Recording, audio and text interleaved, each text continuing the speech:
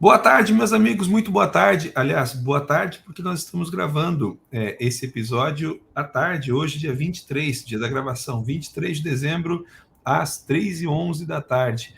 Boa tarde, meu amigo Gabriel Oliveira, tudo bem com o senhor? Boa tarde, Lemar, como vai? Tudo certo, tudo certo. Ó, como sempre, eu tenho que ser honesto com o nosso público, né? É óbvio que a gente já estava conversando muito antes de começar essa gravação, mas é óbvio que eu também preciso dizer boa tarde, Gabriel, para fazer parecer que nós começamos agora. Deixa eu dar expressão à pessoa. Gabriel Oliveira é o grande responsável por toda a comunicação ou por todo o material de comunicação que a Exímia vem produzindo hoje, pelo menos em relação aos nossos sites, tá? Então, por exemplo, o Gabriel é o grande responsável pelo site da Eximia Co. O Gabriel também é o grande responsável pelo Manual do Arquiteto do Software e todos os livros, né, todos os sites de livros que a gente vem produzindo e compartilhando ao longo do tempo. O Gabriel também é o cara que me ajudou a fazer o blog do Lemar, o home dos cursos, material para cursos, enfim, todo design, toda a informação, toda a experiência que os nossos clientes têm com o nosso conteúdo é produzido direcionado por essa mente brilhante, meu amigo Gabriel Oliveira. Aliás, Gabriel, deixa eu começar agradecendo, né? Agradecendo pela tua colaboração todo esse tempo, né? Falando sobre experiência do usuário, nos ajudando a direcionar nosso conteúdo na direção certa. Meu amigo, como é que é essa história? Faz quanto tempo que você vem trabalhando com UX? Sempre se encarou como um cara de UX? Você já foi um cara de UI? Percebe a diferença entre UX e UI? Por que isso, afinal de contas, é importante? Bom, Lemar, eu sempre gostei de trabalhar com comunicação, né? Então, a UX e UI para mim foi uma evolução natural, né? Que eu iniciei a minha carreira trabalhando com publicidade, marketing, depois fui para a área de marketing digital, né? Fazendo sites, ajudando empresas a trabalhar a sua comunicação na internet para venderem seus produtos e serviços, né? Porque a forma como se vende no offline é diferente do online, né? As empresas, geralmente, quando colocam os seus produtos e serviços na internet, elas fazem de uma forma a oferecer o que elas têm dentro de casa. Só que quando a gente está falando de internet, as pessoas elas são orientadas às suas demandas, aos seus problemas e às suas necessidades, né? Então existe um gap, uma ponte aí que muitas vezes as empresas precisam, né, de apoio para conseguir facilitar esse processo, tá? Então essa parte da comunicação para mim sempre foi de interesse e com o tempo a área de UX e de UI foi algo natural, porque como eu já gostava de desenvolver sites, tive a oportunidade de começar a trabalhar com um aplicativo também, e quando eu comecei a desenvolver a parte de experiência do usuário em aplicações, começou a se abrir esse novo universo para mim, né? Eu comecei a explorar mais a fundo questões de comportamento de usuário, a experiência dele no uso de aplicações, né? Então, para mim é um processo aí de uns 5 anos para cá, né? Eu trabalho com comunicação digital há uns 20 anos, pelo menos, né? E particularmente é algo que tem me interessado muito, assim, né? Porque quando a gente fala de comportamento de usuário, a gente está falando, né, de todas as subjetividades do ser humano, né? Entender como a cabeça dele funciona, né? Como que estão as decisões, né? Então, é sempre algo bastante instigante, assim. É bacana porque você fala sobre UX e sobre UI e com muita frequência você associa essas atividades ao trabalho de fazer um site bonito, uma interface bonita, uma coisa que seja agradável esteticamente, mas obviamente quem está nos assistindo aqui também sabe que o UX é muito mais que isso, né? Você fala sobre a experiência do usuário, aí você traz um ponto bastante interessante que é, cara, para eu poder melhorar a experiência das pessoas, eu primeiro tenho que entender qual como que a cabeça das pessoas funciona, né? O que elas estão esperando enquanto elas estão experimentando ou vivendo aquela experiência, seja num aplicativo móvel, seja eventualmente num website ou em todas as viagens aí que a gente acaba se envolvendo. O Gabriel tem trabalhado e apoiado muitos dos nossos clientes também nessa construção de uma experiência mais agradável para os usuários nas aplicações, nos sites, que esses clientes desenvolvem. Dentro da Eximia Co, o Gabriel tem nos ajudado bastante também na construção da experiência de alguns dos materiais que a gente compartilha. Talvez, imagino eu, pelo menos dentro da perspectiva que a gente andou trabalhando, um dos mais desafiadores, né, Gabriel, tenha sido exatamente o material que trata dos nossos livros, né? Essa viagem dos livros digitais, de tentar trazer aqui uma versão digitalizada, que seria um livro na sua melhor forma. Gabriel, como que foi trabalhar com esse projeto especificamente, que eu acho que é um bom case da Exímia, né? Algo diferente, pelo menos até onde eu percebo. Como que você percebe, descreve esses projetos, né? Aqui estou com o Manual do Arquiteto como referência. Certo. Então, Neymar, esse projeto do livro foi bastante interessante, porque quando nós iniciamos ele, né, a gente estava buscando por um novo formato de interação com o público, né? A gente tem hoje já o site que disponibiliza artigos, que disponibiliza conteúdo, mas a proposta do livro, ela é diferenciada, porque um, ela é um caminho que se abre para que o público que acompanha possa também participar da construção coletiva desse material, né? Então, quando a gente pensou, né, Lemar, quando tu trouxe a proposta da gente desenvolver o livro, né, a gente teve algumas rodadas experimentando o melhor formato, né? Porque como é algo novo, né, a gente foi lançando algumas versões, recolhendo feedback do nosso público para entender aquilo que tinha mais aderência, né? E no fim eu acho que a gente conseguiu chegar num formato bem interessante, né? Porque os próprios livros eles tiveram uma evolução de formato, né? E hoje é um material super rico, né? E além daquilo que ele se propõe, ele ainda tem a contribuição da comunidade, né? Que participa também. Esse é um ponto bacana, né, Gabriel? Porque a gente foi, ao longo da construção, né, desse material, por exemplo, eu me lembro de alguns aspectos bem interessantes. Primeiro, a preocupação que nós tínhamos era de não perder o histórico, né? Nós queríamos usar um site na internet, mas nós queríamos ter um histórico dos capítulos. Na verdade, muito mais do que um histórico dos capítulos, nossa principal preocupação era ter um histórico das iterações. Então, por exemplo, poxa, eu não queria ter aqui estão as várias revisões, né? Cada capítulo tem as suas revisões. Nós não queríamos, por exemplo, perder, aqui é 1º de abril, olha só que louco, 1º de abril de 2021. Nós não queríamos perder, por exemplo, essa parte rica, que são 27 comentários, né?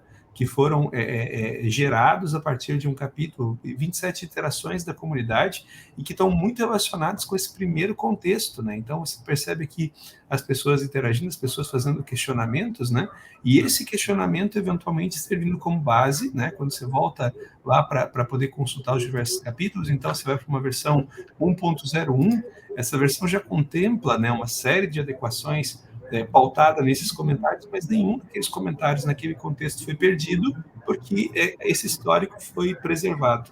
Outro ponto interessante também no design dos livros, né, que a gente acabou adicionando, foi essa possibilidade de fazer essa espécie de convite ao comentário, né?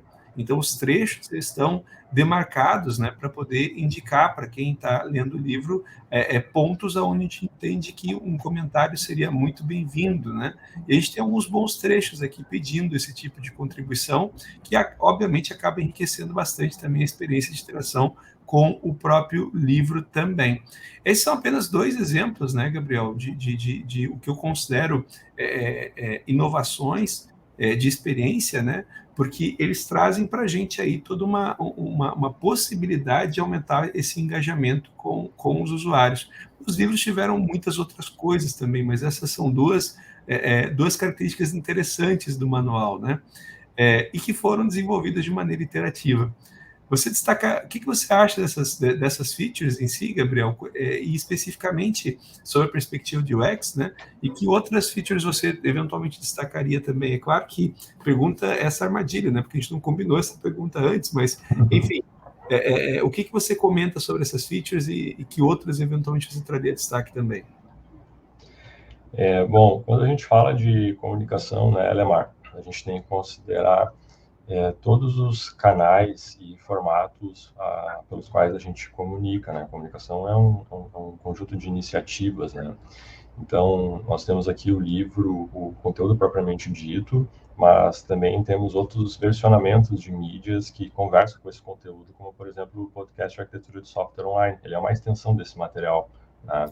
Então, quando a gente fala sobre conteúdo, experiência, ela envolve todos os formatos que ajudam a gente comunicar, né? A gente facilitam a interação. Né? Então, o que eu vejo de diferencial nesse material que a gente desenvolveu, além do conteúdo do livro, é também o podcast, é também o ecossistema formado, que a gente conseguiu construir aos poucos em volta deste conteúdo, né? Que ajuda as pessoas a se envolverem, a se engajarem, a verem possibilidades do que a gente está produzindo aqui. E eu acho que também um dos grandes diferenciais que essa iniciativa trouxe é a construção dessa comunidade, né, Lemar, de arquitetura de software, que entra no site, que vai se identificando com o tema, que começa a seguir, participar no podcast, no site, nos vídeos que a gente lança no YouTube, né? Então, esse aspecto da usabilidade, que é o aspecto da continuidade da coerência, é algo importante, que sempre que a gente consegue trazer para dentro de um projeto, ele gera um ganho coletivo, né? Porque o que a gente está comunicando aqui gera um reflexo do que a gente comunica lá no podcast, no vídeo, porque todas as mídias elas estão conectadas e constroem uma mensagem conjunta, né? Ou seja, se a pessoa sair daqui e for lá para o podcast, lá ele referencia o livro, né? E as coisas elas são convergentes, né? E muitas vezes dentro de projetos de comunicação a gente percebe essa falta, iniciativas isoladas que não se comunicam diretamente, né? Aí a pessoa sai do ambiente, vai para o outro, ela não percebe a continuidade, logo ela não soma aquilo que ela viu até então a outras coisas, outras iniciativas que ela está tendo acesso, né? E é interessante você destacar como esse projeto foi evolutivo, né, Gabriel? Como a gente trabalhou essa experiência, principalmente essa continuidade, de maneira evolutiva. As primeiras versões, por exemplo, não tinham qualquer previsão de um podcast, né? E desse podcast, na verdade, ele vem de forma ampla. Você tem aqui um vídeo que é produzido para o YouTube, onde um áudio eventualmente é coletado e enviado para o Spotify. No vídeo, especificamente, você tem explicações com gráficos, né, animação, para poder explicar os principais conceitos. A gente começou, na verdade, só começou ainda esse projeto dessa versão em multimídia, a gente tem muito para avançar aí no ano de 2023, mas se você pegar, por exemplo, o primeiro capítulo, você já consegue perceber se saiba mais, né? Com esse linkzinho para o vídeo que vai trazer para o podcast. Então, quando você está no determinado tema, você consegue ter essa experiência de continuidade.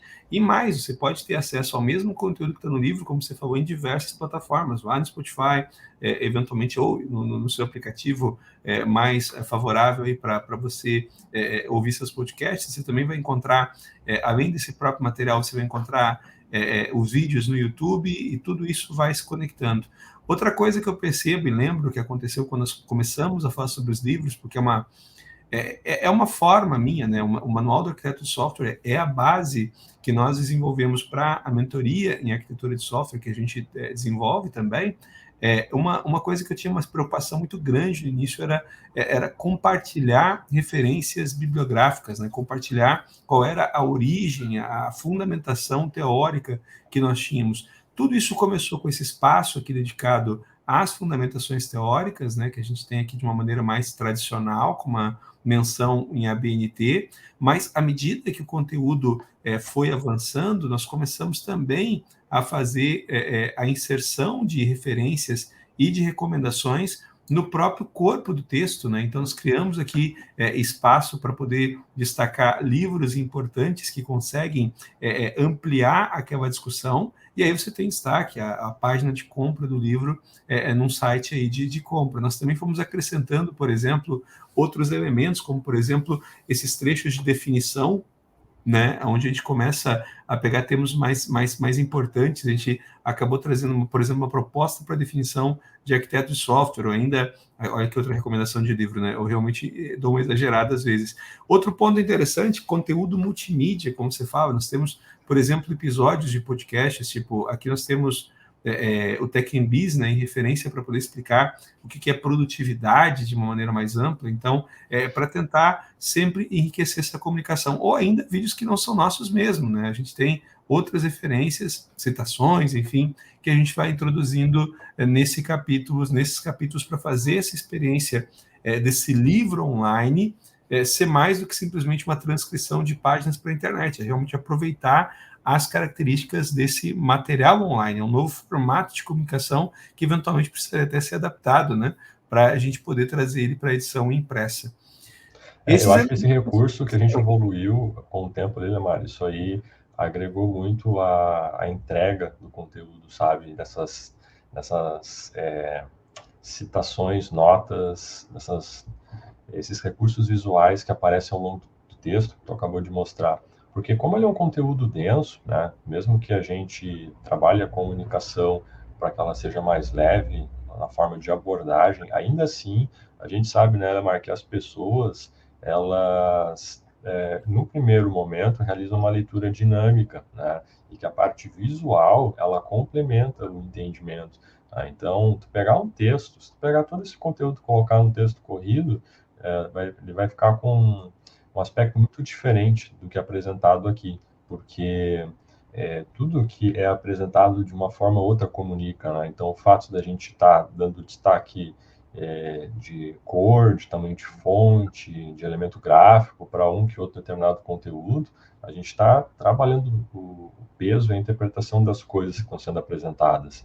Né? E a pessoa, quando ela está lendo o conteúdo, ela está absorvendo todos esses elementos, né? Então, a atenção dela naturalmente vai se fixar naqueles elementos visuais que chamam mais atenção. Então, a gente tem a oportunidade de trabalhar orientar a comunicação, né, a partir do uso desses recursos visuais que deixam a experiência mais leve, mais gostosa, né? Porque tu tá lendo um material que ele é dinâmico, né? Ele não é um conteúdo de texto corrido, né? Então ele fica convidativo a leitura também, né?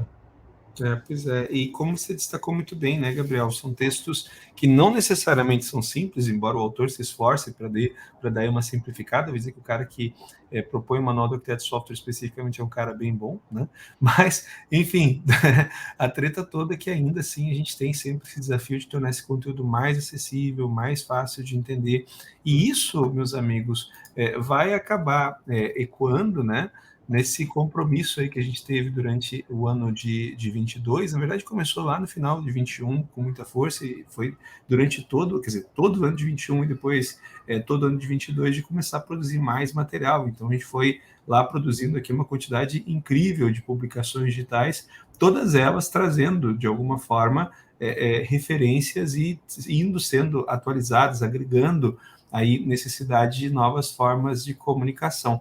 Aliás, Gabriel, a coisa não parou por aí, né? A gente foi mais longe. O Elemar começou a produzir uma série de livros, mas, por exemplo, hoje nós temos também material do próprio Gabriel Oliveira falando sobre toda essa experiência, né? Deixa eu compartilhar aqui a tua obra, né? Esse aqui fala de UX do jeito certo. Você começa a falar um pouco mais sobre como projetar UX de uma maneira correta, de uma maneira que, enfim, o que você quer dizer que o UX do jeito certo e qual é a proposta desse livro que você está escrevendo, no final de contas? Joia. Então, Emar, a proposta do livro, né, quando eu comecei a estruturar o conteúdo dele, a abordagem dele, a minha preocupação foi desenvolver um material que trouxesse uma análise e aplicação prática do UX, né? Porque a gente tem muito material de referência técnica para quem quer iniciar na área, para quem quer se aprofundar no assunto, né, de experiência do usuário. Nós temos uma série de materiais que tratam da metodologia do UX. Né? Mas quando a gente aplica no dia a dia, nos projetos, né, quando a gente começa a estruturar projetos orientados ao comportamento do usuário, a gente percebe que tem uma série de questões que são mais subjetivas, né, que dizem respeito ao entendimento da filosofia do UX, ou seja, antes da gente montar um projeto, antes da gente pensar a interface de uma tela, a gente precisa ter uma série de preocupações anteriores, né, sobre o que a gente quer comunicar, tá? Entender se, primeiramente, se tratando, por exemplo, da experiência de usuário de um produto, pensando inicialmente se a proposta de valor ela é clara, né? Porque quando a gente pensa a a usabilidade de um produto, a gente está facilitando para o usuário conseguir perceber o valor que o produto está entregando, tá? Então, o UX ele sempre entra como um elemento facilitador, tá? O objetivo dele é sempre tornar a comunicação do produto, daquilo que ele está entregando, de uma forma mais clara possível, aumentar a percepção de valor do produto, diminuir os atritos, as barreiras, tá? Para que o usuário ele consiga executar a sua ação, para que consiga alcançar os seus objetivos da forma mais ágil e simples possível. Né? Só que para a gente chegar nisso, a gente precisa entender aspectos anteriores, né? Como a proposta de valor do produto, né? Se a gente está entregando aquilo que o usuário espera receber, né? Porque às vezes a gente se concentra muito na questão técnica da coisa, né? Em pensar o conceito, né? Em diagramar a tela de uma forma que as coisas fiquem facilmente acessíveis, né? Mas algumas vezes se esquece se a gente está entregando valor ao longo da jornada do usuário, se a gente está facilitando a experiência dele, né? Então, eu comecei no livro falando a respeito da comunicação do jeito certo, né? A gente primeiro garantir que está comunicando de forma adequada aquilo que a gente pretende entregar para o usuário, e depois eu entro em outros aspectos, como, por exemplo, se a gente está simplificando a mensagem, se a gente está tirando elementos que são distratores ao longo do processo da comunicação, né? Se a gente está auxiliando o usuário a cumprir a sua jornada dentro do processo, né? Então, eu tento fugir um pouco dos aspectos técnicos, uso eles como referência, mas, sobretudo, eu procuro trazer essas questões mais da vivência prática, né? Daquilo que, no dia a dia, né, faz a diferença na entrega de um projeto que esteja preocupado com a experiência do usuário, né? Ou seja, de muitas formas, o que você tem é um meta pensamento UX, né? Muito mais do que as mecânicas, né? De quais são os elementos, que distâncias, tecnicismos, né? Tipo, como que eu faço regular os elementos Em algum momento, eu acredito que você vai acabar abordando isso. Você está trazendo para a gente aqui, por enquanto, nós temos apenas a introdução, mais 2 capítulos. Esse é um material que ainda pode e vai progredir bastante, né? Mas você tem aqui uma introdução, primeiro falando sobre o que é comunicação do jeito certo, depois fala sobre quanto mais simples, melhor, se dá essa evidência para a simplicidade, depois você traz ali o Não Me Faça Pensar, e tem um terceiro capítulo que está aí em breve, há bastante tempo, aliás, né, que é o nosso o mais importante. Nesse Comunicando do Jeito Certo, é interessante, você traz aqui a primeira versão, essa aqui é a versão 1.0 ainda desse material, que, aliás, convite para quem está assistindo, né, acessa aqui UX do Jeito Certo, né, que é o material que o Gabriel Oliveira está produzindo para comunicar mais, né, como comunicar melhor, utilizando a experiência do usuário para facilitar essa comunicação e facilitar essa interação. E aqui uma característica interessante, né, no início de cada capítulo, sempre a gente tem uma citação que mais ou menos serve como inspiração ou indicação ou algum tipo de provocação para o texto que a gente vai escrever. E você tem aqui, por exemplo, no primeiro capítulo, um texto, uma citação do Norman, né, onde você fala: quando uma ação não tem resultado aparente, você pode concluir que ela foi ineficaz. Né? Então, é uma citação importante, onde você fala exatamente sobre essa importante comunicação, para poder destacar. Aqui tem outro ponto interessante, né? A gente traz sempre o índice, né, de cada capítulo. Você fala da importância da comunicação, como que se comunica de maneira adequada e assertiva. De novo, o que não gera sinal gera ruído, que é um ponto importante que a gente menciona sempre nas nossas consultorias. Qual o problema que praticamente você está resolvendo? Tentar identificar o problema e se apaixonar pelo problema e não necessariamente pela solução. Como que você gera valor a partir da comunicação? Uma chamada para o pensamento e uma referência aí do que a pessoa, o leitor, deveria experimentar antes de eventualmente pular para um próximo capítulo. É bem bacana porque você dá essa visão de que quando você pensa em UX, você está enfaticamente pensando em comunicação, a experiência do usuário, a experiência do usuário com aquele mecanismo que ele está experimentando, pode ser ali, como você destacou, um aplicativo, pode ser um site ou qualquer outra coisa, na verdade. Como que você pensa isso e esse pensamento é como que esse dispositivo, essa coisa, né, vamos pegar aqui no caso do nosso livro, como que ele se comunica com o usuário e chama ele para ação, né? E aí você traz uma série de aspectos bem interessantes, por exemplo, definir aqui a persona, né? Quem é que é para quem que você está pensando aquela experiência, enfim, conteúdo bastante rico mesmo, Gabriel. E você traz simplicidade, eu gosto muito desse Não Me Faça Pensar, também um título de um livro clássico, né? Para quem trabalha com interface. Aqui você tem de novo uma citação do Donald Norman, né? Tipo, que imagino eu, uma referência bem importante para você também. E aqui você tem, olha só, o livro do Steve Krug, o Não Me Faça Pensar, que está aqui em edição atualizada. Muito bom, Gabriel, muito bom. O que mais você gostaria de destacar a respeito desses capítulos, Gabriel, sobre esse aspecto da comunicação na interação com o UX? Então, eu acho que elementos que são sempre importantes a gente considerar na comunicação quando a gente está desenvolvendo um projeto, seja de aplicativo, seja de site, seja de um sistema, né? Entender quais são as expectativas que o usuário tem, né? Porque muitas vezes a gente se pauta pelas nossas próprias expectativas, né? E acaba projetando algo que não atende aquilo que o usuário espera, né? E sempre que a gente faz isso, o usuário acaba se frustrando. E essa frustração, Elemar, ela também gera perda de valor em relação ao produto, né? Então, trabalhar uma boa comunicação, alinhar expectativas, né? Trabalhar aspectos dentro da comunicação de coerência com aquilo que se vende, com aquilo que se entrega, né? De continuidade, quando eu comentei antes em ser coerente em todos os canais, aquilo que está se apresentando, garante com que a nossa mensagem tenha consistência, e essa consistência, ela gera para o usuário uma segurança, porque ele sabe que aquilo que ele está vendo aqui, aquilo que ele está experienciando é consistente.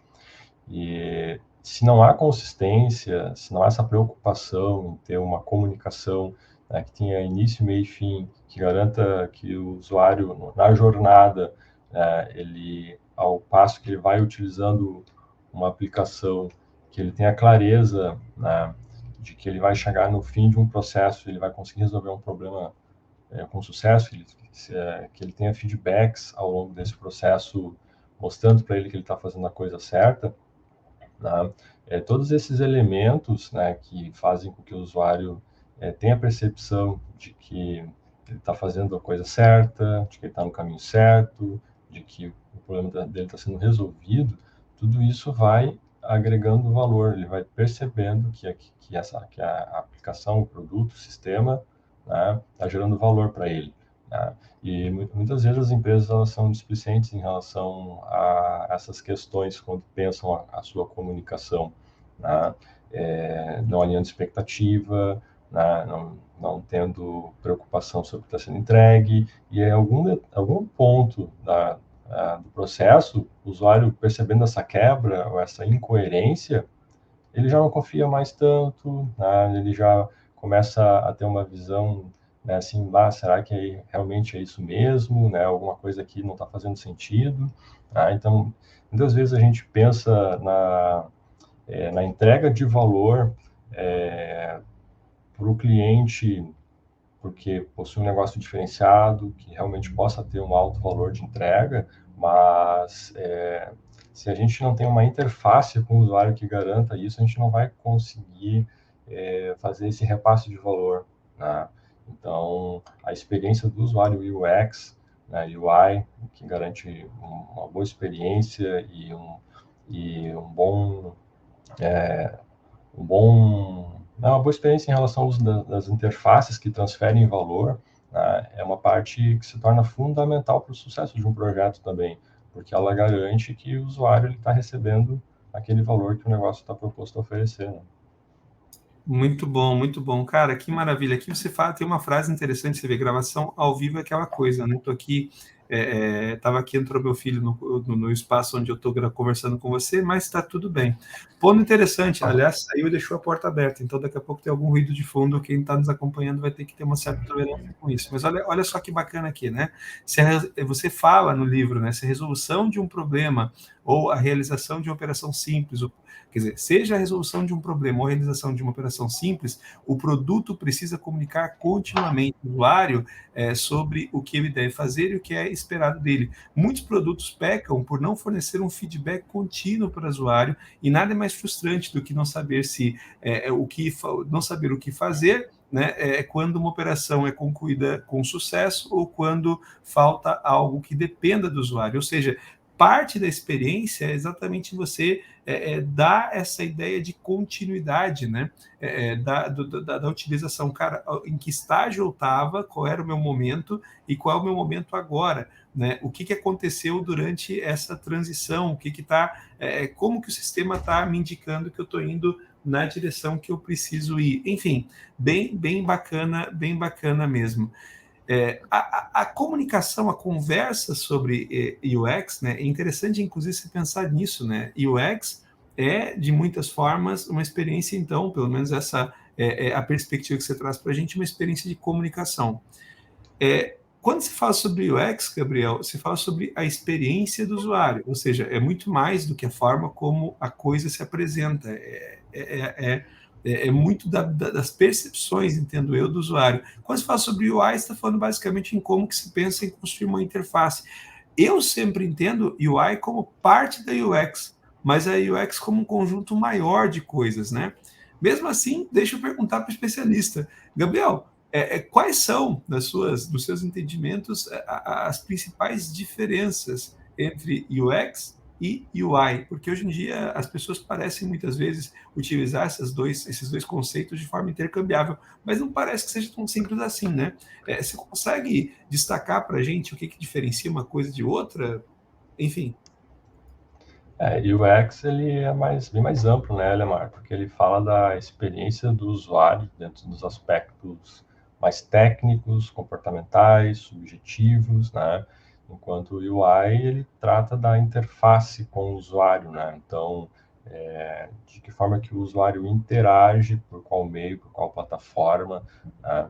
E a experiência do usuário, ela agrega muito mais questões, né, nesse sentido. Eu entendo que ela é bem mais ampla, né? E quando a gente começa a pensar sobre UX, né, o ponto de partida sempre é entender as convenções, né, que é aquilo que é comumente entendido como comportamento padrão das pessoas, né? Ou seja, quando a gente vai iniciar um projeto, né, de modernização de um sistema, por exemplo, a primeira coisa que a gente tem que fazer, ou da criação de um novo site, é garantir que aquele público que vai utilizar o sistema, ele vai encontrar as coisas nos lugares que atualmente ela está acostumada a procurar, né? Então, dependendo do tipo de segmento que a gente vai pensar um sistema, por exemplo, se for para o público da indústria, né, existe uma convenção de termos, de locais aonde dentro de um sistema ou de um site as informações se encontram, e quando a gente pensa em modernizar um sistema, a gente tem que garantir que algumas convenções sejam respeitadas, né? Porque por mais que a gente tente inovar no processo, a gente não pode inovar a ponto, né, de projetar um sistema que repense a forma como determinadas coisas são feitas, né? A gente tem que tornar mais evidentes as principais ações que o usuário tem que tomar e facilitar a interpretação e entendimento dele, deixando mais óbvio aquilo que ele precisa fazer, né? E cuidar também para não inovar no sentido de mudar a forma como as coisas geralmente são feitas, né? Então, quando a gente fala de UX, a gente tem que garantir que as convenções sejam respeitadas e entender que, em determinados contextos, a percepção da pessoa no uso, né, de uma determinada ferramenta, né, ela está relacionada com a forma como tu está apresentando. Então, a gente sempre tem que garantir que aquilo que a gente está apresentando seja claro o suficiente, né? Não, perfeito, perfeito, perfeito, meu amigo Gabriel. Gostei bastante, né? Tanto que no próprio livro, quando a gente vai falar sobre livros especificamente online, a gente trouxe para cá também elementos que já eram também tradicionais, né? Com relação a conceito de livros. Nossos livros também têm um índice, só que é um índice repensado. Você ainda tem o conceito de introdução, capítulo, né? Para poder exatamente também criar esse entendimento. A gente vai acabar trazendo muito esses conceitos aqui também. Cara, bem bacana. A discussão sobre o UX, sobre o UI, sobre o que rege, né, importante, né, a gente entender que todos esses conceitos são muito mais do que a simples ideia que muitas pessoas têm de fazer algo bonito e agradável. Não basta ser bonito e agradável, você tem que ser funcional. O design te entrega função. Esse, aliás, é um dos pilares de design thinking, que a gente sabe também que é uma das ferramentas, um dos recursos que você acaba adotando para pensar o teu trabalho. Eu e o Gabriel vamos ter muitas conversas como essa para poder aprofundar e eu aprender com o Gabriel, a gente compartilhar aqui também no canal da Exímia esse entendimento sobre o que é o UX, o que é o UI e principalmente UX e UI feita do jeito certo, né, meu amigo Gabriel? Essa é apenas uma das conversas, o Gabriel continua aqui também na autoria desse livro, o Gabriel também tem atuado, tem vivência muito ativa junto aos nossos clientes para poder criar experiências cada vez melhores. Mas, Gabriel Oliveira, meu amigo, te convido então, primeiro, a continuarmos a conversa em mais episódios e antes de avançar, deixa eu pedir para você então suas saudações e o recadinho final para esse episódio aqui especificamente, meu amigo.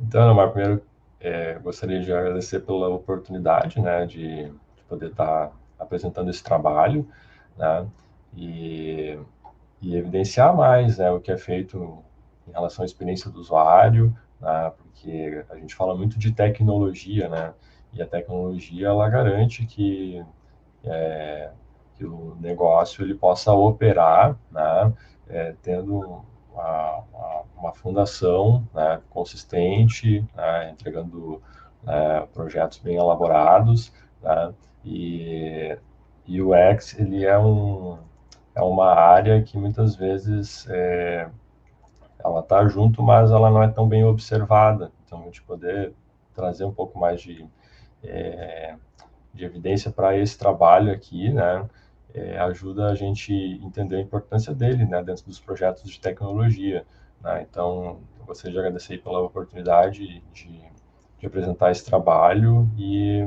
a gente poder avançar juntos aí sempre.